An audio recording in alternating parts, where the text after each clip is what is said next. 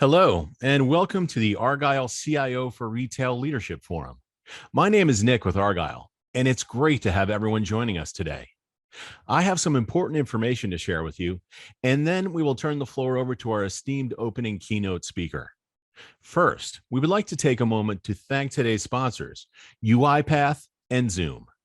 Our sponsors are committed to providing you with valuable content and a great overall experience. At any time during today's event, you can visit their virtual booths from the main agenda page, which include complimentary materials, information, and meet and greet opportunities. We also welcome you to stay socially connected during today's event. For those of you who are active tweeters, please use the hashtag ArgyleDigital and follow us on Twitter at argyleexecforum.com. Also, be sure to follow Argyle on LinkedIn for special announcements. I would like it to take a moment to touch on our content neutrality policy, which we have curated based on the feedback we have received over the years from our members. We have worked closely with our speaking faculty to ensure that you receive a set of balanced and neutral viewpoints during the session today, and we appreciate our members' support of this policy. Finally, and most importantly, we want to hear from you. So during each session, we encourage you to submit your questions and comments in the Q&A box on your screen. Following each presentation, we have set aside time for our speakers to weigh in on your questions. Thanks again for joining us today. Now, let's get started. Without further ado, I would like to introduce Eugenio Zuccarelli, Data Science Manager, CVS Health. Welcome, Eugenio, and over to you. Thank you, Nick, and hello, everyone. It's a pleasure to be here. Thank you for having me. So yeah, without further ado, I'll just get started. As Nick was saying, I'm a data science manager at CVS Health. I've been in the industry for a few years now, quite a lot now. And I've been always working in data science and AI, especially at the intersection of a few different industries, especially in the retail area, and retail sector.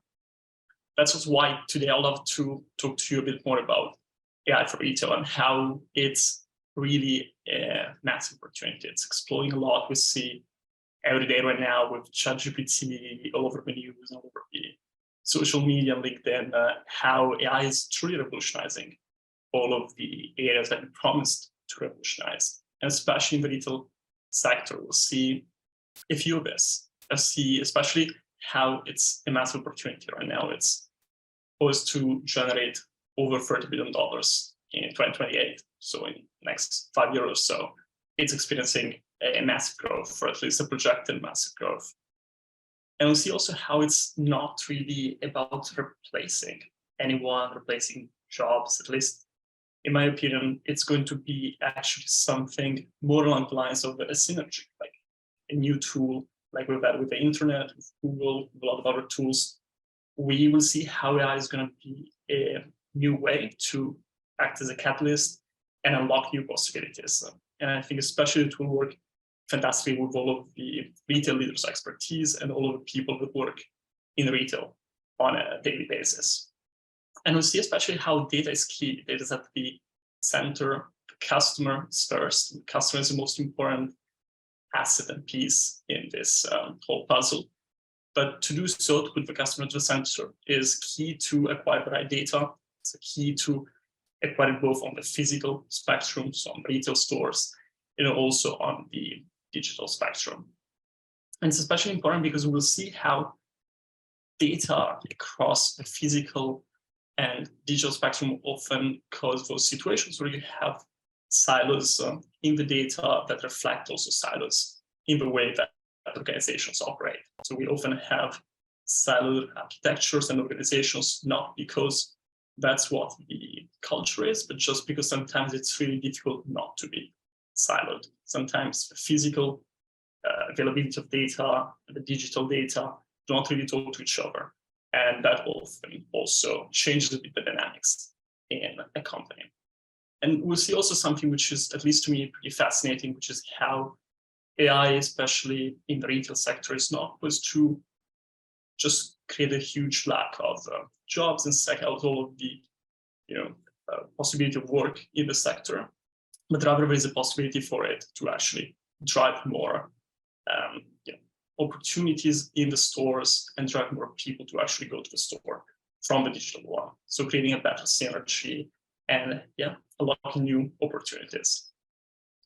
And there are a lot of different opportunities in this sector, especially because it's massive, it's exploding. As we said, it's going from a $5 billion value currently to over $31 billion in 2028. So just in the span of 5 years or so, we're going to experience a six-fold expansion with a cumulative annual growth rate of 30% in the next decade or so. So huge opportunity, huge continued opportunity, and that looks great. And especially now, because in 2023, we already see over 300,000 customers and retailers. So if that's how we consider customers right now, is like customers of the AI opportunities that are already using machine learning in some shape or form.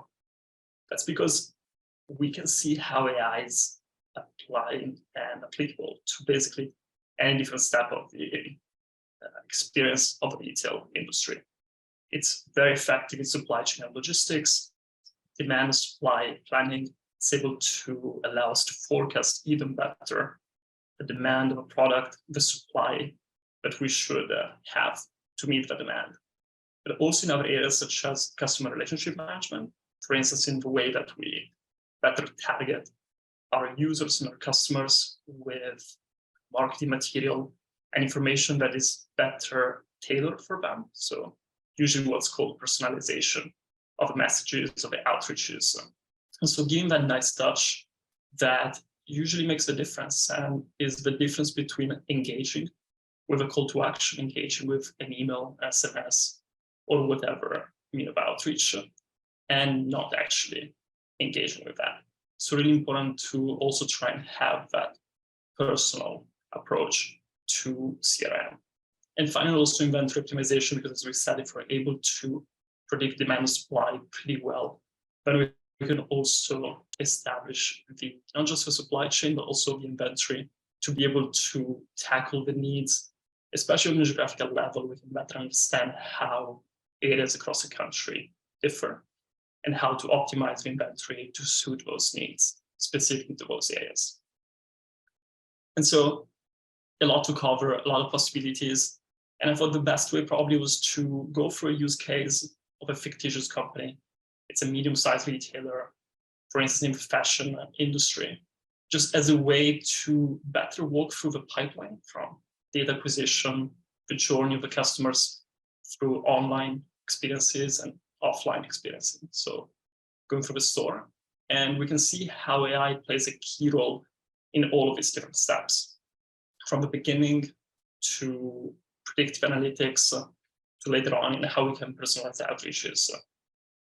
And so in this case, just to keep it in the back of our mind, the company could be a fashion brand, so that it has physical stores, like actual physical stores where you can go in and purchase clothes, dresses, suits, and so on. And at the same time, an online presence. So it has an online store, you can browse a catalog, pretty much with the same catalog as in a physical store. And so you have two opportunities, online and physical, with an overall customer size of approximately 500,000 people or more. So a relatively big retailer, not huge, not massive, not one of the biggest ones, but definitely has enough customers to be able to have enough data, and then in this way to unlock a lot of the potentials of artificial intelligence and machine learning. And like any company, ideally, it has challenges and goals as well. Some of the challenges are the usual ones: a siloed approach, a lot of difficulty in connecting all of these different data sources, CRM data sources, physical stores data sources, and also the online presence of these people. And this sometimes causes also issues in the management of the company itself. So we can imagine this company being data rich, but insights poor, meaning that it has a lot of data, generates a lot of information, but then it's difficult to gather those insights, those summarized information that can help them take decisions and plan on the next product to launch or on the next decision to make, especially at the leadership level. And so it's aiming to improve its performance both online and offline across a few metrics. You can think of this as obviously improving revenue, improving the customer base, but also improving the user experience, ideally having a higher engagement rate over call to actions, having better engagement rate in the marketing material, and so on.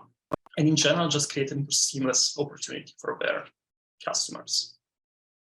And so we see here how we can visualize, at least from a person who works in data science mostly, how is the customer journey, both internally, how we can see it internally from within the company, and also a bit externally, so how the customer might navigate each one of these steps. So at the beginning, we've got obviously a data acquisition component. It's about acquiring data. It's about connecting all of these different ways of having information. You can think data acquisition, of course, as gathering information on the people that sign up on the website. That's usually one of the first steps in the customer journey. And so having information on the demographics of this person, the year they were born, of information on maybe where they live, which areas they're usually shopping, and trying to also connect this information with physical information, physical store information, which is, though, unfortunately very tricky for this company, this fictitious fashion brand.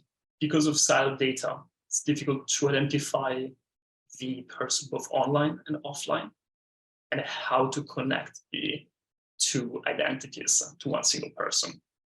So a lot of data generated, but sometimes a bit difficult to actually put this information together, especially to go to the second step, which is about creating a customer profile. So data acquisition in itself is not really key unless it has the goal of creating a better picture of the customer, and not just at a very high level, not just a generic customer, but each individual. We ideally want to enrich the information we have on these people as much as we can, better understanding demographics, past patterns in purchases, which items they prefer, which styles or which brands they prefer. And ideally in this way, we can create a better profile of each customer and then be able to gain insights on an individual level, ideally predicting even what they can do in the future. And right now, well, for this company and its challenges, it has no ability to predict on an individual level. It's more of a reactive approach. We just see a person making a purchase, and then hopefully we have inventory and supply to meet that demand. But the predictive modeling is usually mostly just on Excel. We're making predictions on the global level, like how much money we expect to make at the company level. Sometimes maybe a few segments of the population. We can split them into cohorts and make predictions on those, but usually it's very high level, few numbers, few KPIs, and not really granular information at the individual level. And this also leads to the next steps, which is interventions. So all of the direct mail that we make, all of the letters we send, all the emails we send, usually broader, usually like a blanket approach. We send the same content, the same marketing content to everyone. We don't really personalize the information. And even when we nudge people to stores, for instance, they need to pick up an item, or we want to do click and collect, or even just maybe make a refund, do a refund and get actually the substitute item in the store. It's usually something not very seamless for the user. It's not very clear which store to go, how to do this, and so on. And so overall, we lack the ability to close feedback loop and learn on the customer experience. So when we nudge this person to go to a store, did they enjoy that opportunity? Did they actually buy more items when we went to the store, or did they have terrible experience? We might even not be able to find the store where to do the return. And so we can think about how AI can help in each one of these areas. And one of the initial benefits of AI is also that it has a few tangential benefits. Becoming a data-driven company, becoming an AI-driven company means not just putting AI in production and using AI as a tool, also means creating an infrastructure that then benefits a lot of other areas. So And one of these, for instance, is the fact that if we aim to have a single data layer, a single information repository connecting all of the types of data sources, physical information, CRM, digital information, marketing data, and so on, then we can definitely have the ability to do artificial intelligence, but at the same time also we just become a better company that has a better data layer, which then can simply help taking better decisions and have better insights. And so AI can then help in creating a better customer profile and shift the approach from being reactive, so we act after someone makes a purchase, to being proactive. So we predict with quite a high level of accuracy whether a person is going to purchase an item. And it's really key because it can provide us with information at an individual level. We can say that this person, this customer, will purchase that item, will purchase this many, and in which time frame as well. And so if we have this very granular individual level information, then we can aggregate all the information as well to gain the same KPIs we had before, we considered before. So top level and bottom level, revenue, profits, all of these big numbers aggregating all of the customer base. But we also have the ability to segment the population in smaller cohorts and smaller groups, as well as having individual level information. And this helps also later on because we can then personalize how to choose, personalize the whole customer experience and better understand from their preferences how to actually drive messages, drive SMS or emails in a better way. So it's not just going to be a blanket approach where we send an SMS or an email to everyone. We might take better decisions where AI tells us that this person has never opened an email in their whole life, or they never pick up the phone after 6 p.m. And so with these better insights driven by AI, we can nudge these people to go to stores in better ways. We can make them take actions that are more likely to take because we take care of all of those nuances that really matter. That, a person doesn't really like a mean of outreach and might prefer another one. And a final way where AI can really help in this whole pipeline that has a lot of areas and opportunities for growth is in knowing how important it is to gain the feedback information and close the loop on all of this data. So once we nudge these people to take an action, to go to a store and so on, usually in companies and usually on the data and AI side, it's not really the case that we use this information this much because it's usually a bit forgotten, usually on the cultural level of a company. But if instead we use this AI framework, then we can leverage better these insights. We can look into what was the experience of this person going to the store. Did they find the right store? Were they able to make a return, to find new items, or to even just sometimes make new sales when they go to the store? And so we can feed that information back to the system to learn from that and adjust the information. It's really helpful, just in general, close the loop and better understand how it went. And so double clicking on the first step, data acquisition, we can see already from just at a high level how it works, that it's key to blend digital and physical data points because it will later on help us create a better profile of the most important asset of this whole retail pipeline, which is the customer itself. And so online usage can help us gather information on the online experience. We can see how much time a customer spent on a specific page, on a specific item, how difficult it is to go from one step to another.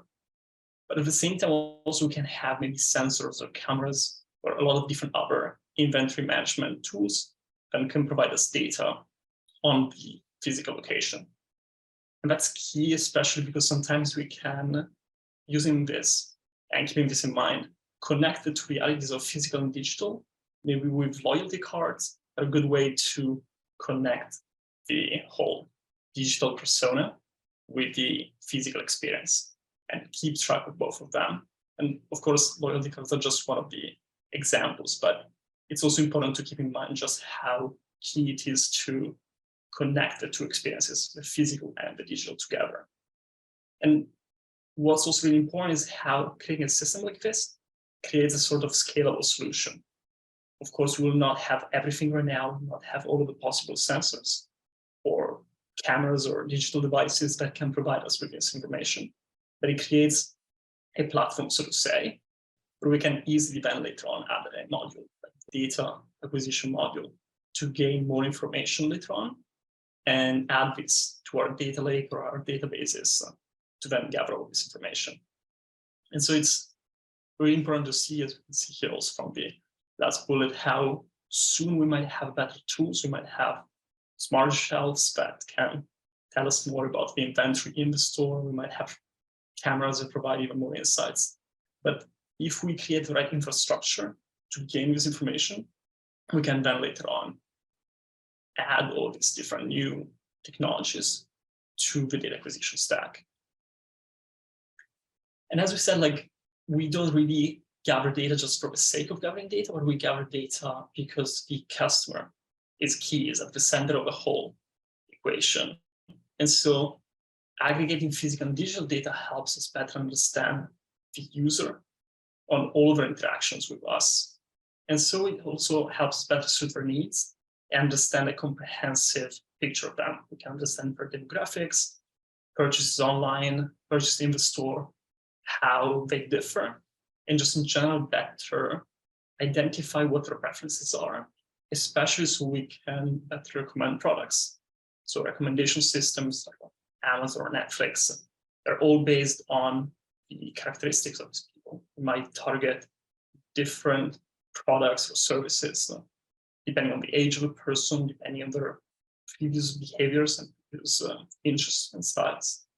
And so in this way, we can nudge and personalize experiences even more. In general, we can also create user profiles that are not based just on marketing assumptions or a high-level qualitative knowledge of the customer base, but actually data-driven. We can actually run the numbers. And even sometimes with machine learning, like unsupervised clustering, unsupervised techniques, we can segment the population through data, through machine learning, into data-driven segments, data-driven cohorts of customers and members that can be key to also do later analysis. And what's really helpful here is that once we have all of this information on the customers, on the users, we can then, especially use machine learning, make better predictions, better forecasts on supply and demand. But as we said, it's not just high level, what's going to be the supply and demand at the product level or throughout the company, but rather we can go at the granular level and almost identify the purchases that a person will make just through their data, just through the knowledge of their own characteristics. And that's literally why we went through all of those hoops to put together all of the information that's available there. And so it's key to be able to then go from the individual level to the global level. And so reaching the end of the pipeline, this helps us better understand and characterize the consumer with some characteristics. And so once we know the predictions and what they might have in terms of preferences, we can better nudge them with the right interventions. We can say, okay, to this person that we've seen will never read an email, we might send an SMS, we might send a phone call, or a different way of outreaching. And another person, maybe an older person, might receive a direct mail, which might be a better way to get their attention. And finally, closing the loop here, by doing this, we can nudge people to store. And this has a lot of different benefits, not just to drive foot traffic to the store, but also because this can lead to sales. So usually when we nudge people to go to a store, let's say to pick up an item that they just purchased or to do any other action, they tend to have more sales, so more revenue here, or also actually, and also drive the cost down, because sometimes, let's say, a delivery costs more than having the actual person going to the store. So benefits both in terms of adding more revenue and also reducing cost. And so finally, once we are able to nudge these people to go to the store and gain this information, how it went, whether they were able to be successful and so on. We're then able to close the loop. And so basically, they use this information to feed it back into the system. There might be, for instance, be able to realize that that person was not able to reach the store, so that we can then improve the marketing material and change how we nudge them, change how we select and highlight the store location to improve things later on. And so I'll skip the next slide, but basically, just in terms of key takeaways, it's really key to understand how AI is a great tool to work in synergy with domain experts. It's not really about substituting anyone or substituting the skills of retail experts and people that work in retail on a daily basis, especially because it's so key to have a human interaction, the human touch that often also deals with edge cases, have a more human nature. It's really key to integrate the two systems, the AI system and the human system, to better work together. And to do this, it's especially important to acquire data, or large amounts of data, and especially targeted to better suit the needs of the customers. So targeting the data acquisition to be able to gather the data points that then are able to answer the questions of the customers and also be customer-centric in the data acquisition itself. And finally, how investing in data, investing in AI is not just going to be about driving customers away from the stores, but actually could be a good way to drive customers towards the stores as a way to blend the digital and the physical and be able to then connect the two dots and drive people from the digital experience to the store, enhance the brand, and also have just a better synergy between the two. That's all my slide, and we can just move to the Q&A section. I'll just go through the questions so we can go through them one by one.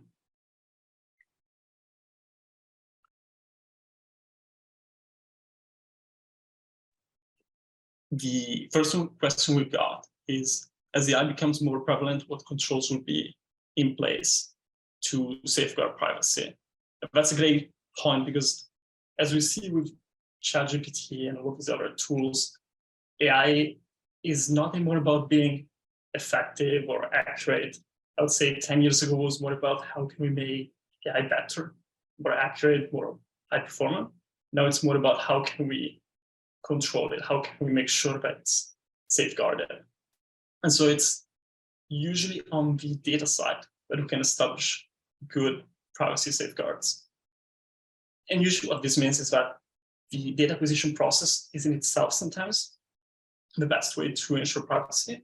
So if we have a secure and safe way to acquire data, then we can later on have also positive impacts on the AI privacy. So it's key to ensure that the data is anonymized correctly, privately stored, and just in general also that it tries to minimize bias. Because every time we see all of these privacy issues or bias issues usually stem from a poor data acquisition process, a poor ability to know about the negative implications of data leakage and bias later on.